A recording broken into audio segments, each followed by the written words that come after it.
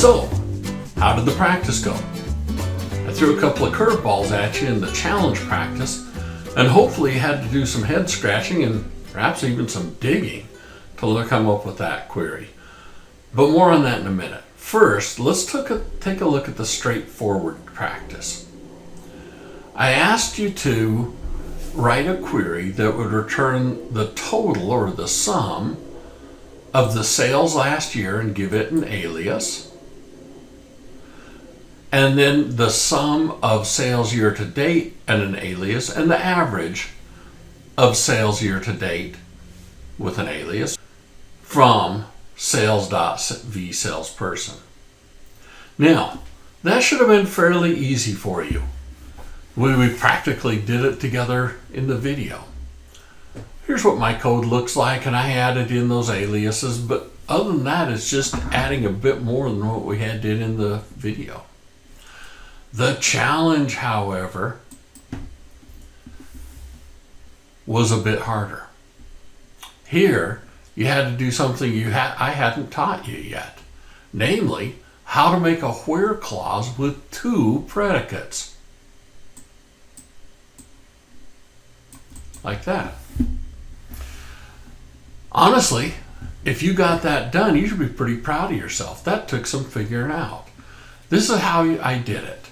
So I took the average of these sick leave hours and vacation hours, and then the sum of each of them from human resources.